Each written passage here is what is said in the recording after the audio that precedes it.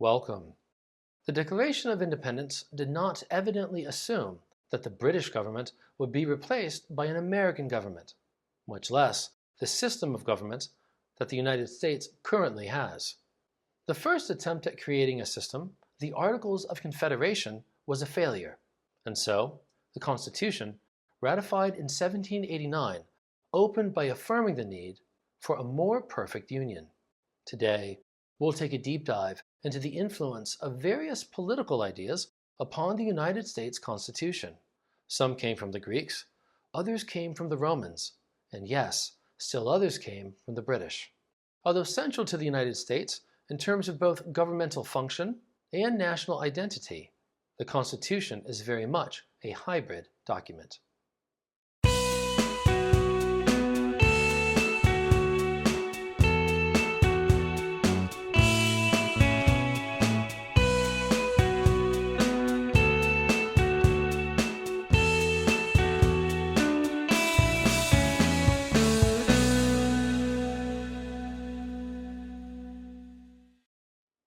Let's start with a brief historical overview. In many ways, the ancient Greeks set forth many of the major political ideas that we today still hold dear. For centuries, the Roman Empire contained both Greek and Latin-speaking citizens, but as time passed, it slowly divided along geographical lines between a Greek-speaking East and a Latin-speaking West. Latin-speaking Roman authors sometimes recorded Greek ideas and thus helped transmit various Greek ideas to later Latin-speaking Romans. Nonetheless, for centuries, those in the West lost direct contact with the Greek classics. But Greek works slowly returned, especially due to the Crusades, because those military adventures put Westerners into contact with Greek-speaking Romans who had never lost touch with ancient Greek works. Sometimes Greek works also returned through other cultures, most notably Arab cultures, which were largely Muslim. By the time that the Constitution was written, this was all literally ancient history, but that is also why it mattered. The Constitution's signatories held ancient history in very high regard. When it comes to political thought, few ancients were as influential as the Greek philosopher Aristotle, and few of his works were as influential as the politics. The human being is, in Aristotle's famous phrase, a zoon politikon, that is, a political animal. From his view, part of being human entails building community, and this means being political. In fact, the English words politics and political come from the Greek word polis, which means city. The U.S. Constitution created a mixed government, and we call it mixed because it contains democratic, aristocratic, and even monarchical elements. According to Aristotle, there are three kinds of political organization: monarchy, aristocracy, and what he calls polity. Monarchy is ruled by one, aristocracy is ruled by the excellent few, and polity is ruled by many. All of these, he says, are natural forms of organization. However, all three can become corrupted. In their natural or ideal form, all three natural forms of government serve the common good. In their unnatural or degenerate form, all three serve the self-interest of those in charge. Monarchy, he says, degenerates into tyranny. A tyrant is a single ruler who places their own well-being above that of the whole community. Aristocracy degenerates into oligarchy. Both of these entail rule by the few, but whereas aristocracy is ruled by the excellent few, oligarchy is still ruled by the few, but, like tyrants, oligarchs are driven by self-interest. Finally, polity degenerates to democracy. Like his teacher Plato, and like many others after them, Aristotle simply did not believe that democracy was sustainable.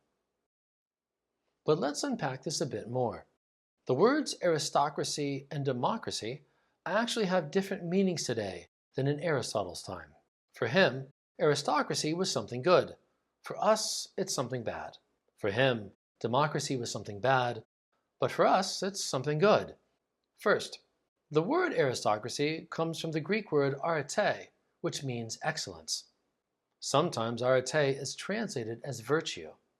The idea here is that The best members of a community run the community, and this, for Aristotle, sustains the public good. When we use the word aristocracy, though, we tend to think of what Aristotle denoted as oligarchy. But for Aristotle, aristocracy and oligarchy were fundamentally different. Second, the word democracy comes from the Greek word demos, which means people.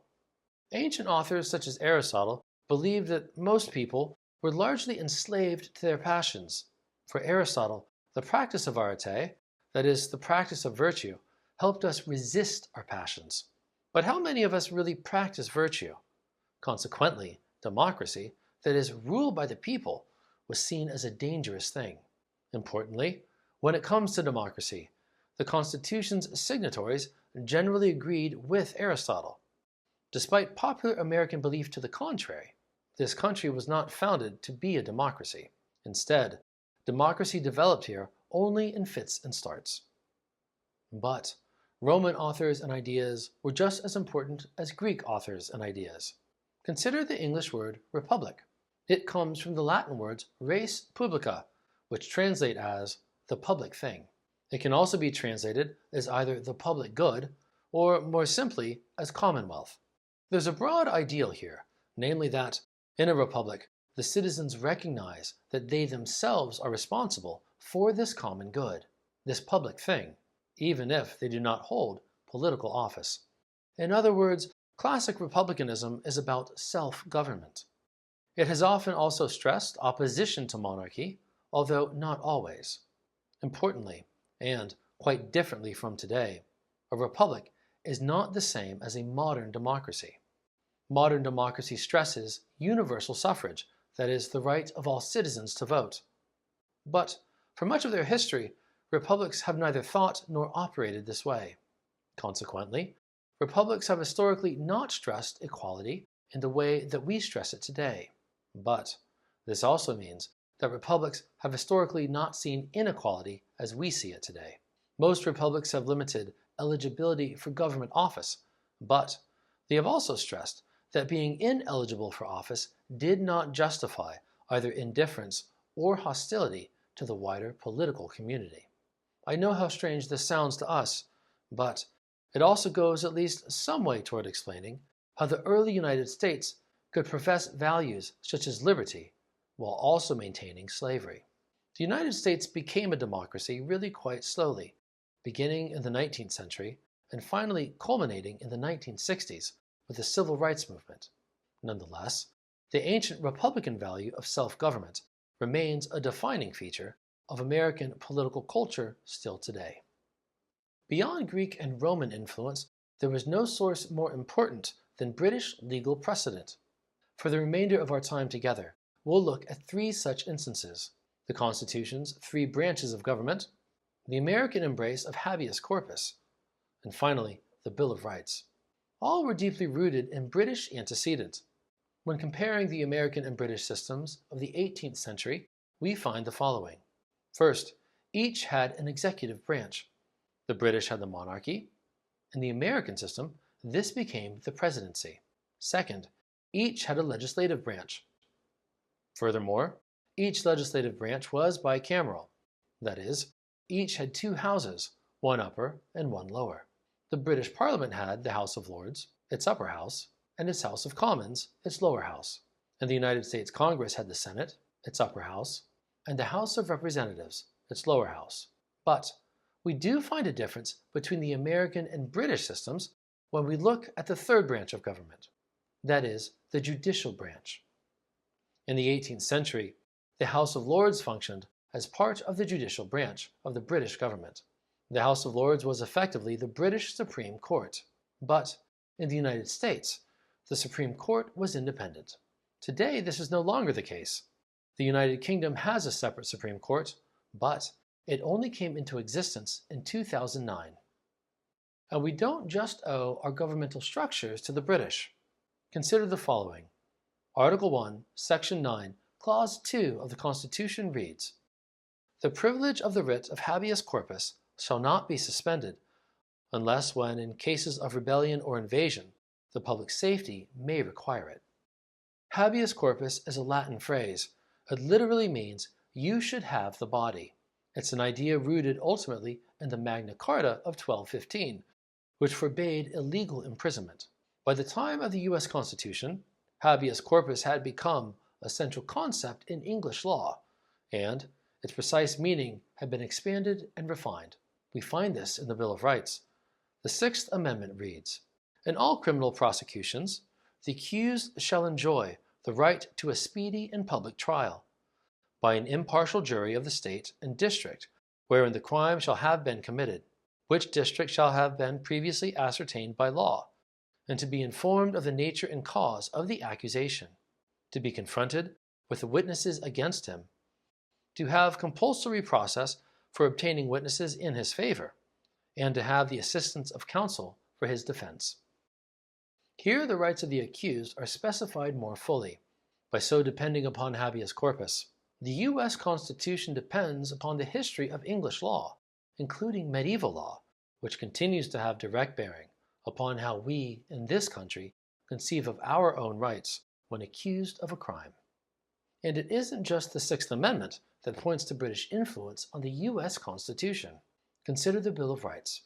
Although often credited to James Madison, it was partially based upon an older English document, also known as the Bill of Rights, but dating to 1689. And yet, even where there are similarities, there are also differences. For example, our Second Amendment reads, "A well-regulated militia, being necessary to the security of a free state, the right of the people to keep and bear arms shall not be infringed." There is also a right to bear arms in the 1689 Bill of Rights. It reads, "That the subjects which are Protestants may have arms for their defense suitable to their conditions and as allowed by law." So note a key difference here. In England, the right to bear arms was restricted to Protestant Christians. In the United States, however, there was no religious restriction, a point reiterated in the First Amendment and elsewhere in the Constitution. In both its dependencies and in its differences, we miss something very important about the history of our own founding documents if we miss their points of British origin. So what? Let's swing back now to some of the other ways that the ancient Greeks and Romans continued to shape the United States government. For example, the name of the United States Senate comes from the Latin word senatus, the name of the ancient Roman Senate. Finally, the two major American political parties today, the Republicans and the Democrats, are named after Roman and Greek systems of government. Republican comes from res publica, while Democrat comes from the Greek words demos and kratos, which translate as the rule of the people. If this is surprising, consider that both parties originated in the 19th century, a time period when knowledge of antiquity was much more heavily stressed than it is today. American political parties that originated more recently have generally been less likely to adopt names that also invoke ancient practices and ideals. Still other examples of ancient and British influence could be discussed, but for now, this should suffice. You can't understand American government if you ignore Greek, Roman, and British precedent. Without these, the American system literally becomes incomprehensible.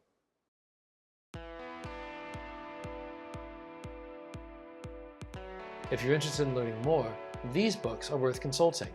There's no shortage of editions of Aristotle's Politics, ranging from translations into modern English to bilingual editions that include the original Greek. Whatever you prefer, the Politics is a classic, well worth reading. If you're interested in republicanism, then read Republicanism, an Introduction by Rachel Hammersley. She covers a wide range of thinkers and periods, from ancient Greek and Roman authors through the Renaissance and, of course, the Republican states born of 18th century revolutions. For insights into habeas corpus, read Habeas Corpus, a very short introduction by Amanda L. Tyler. It's a fascinating read, and it covers everything from medieval legal developments to the American Constitution and even modern debates about immigration and terrorism. Finally, the influence of Greek and Roman political ideas is well covered in Greeks and Romans Bearing Gifts, How the Ancients Inspired the Founding Fathers by Carl J. Richard. It's a more popular distillation of Richard's scholarship and an excellent introduction to the topic. That's all for now. Thanks so much for watching. Please hit the subscribe button. Feel free to leave a comment, and I'll see you next time.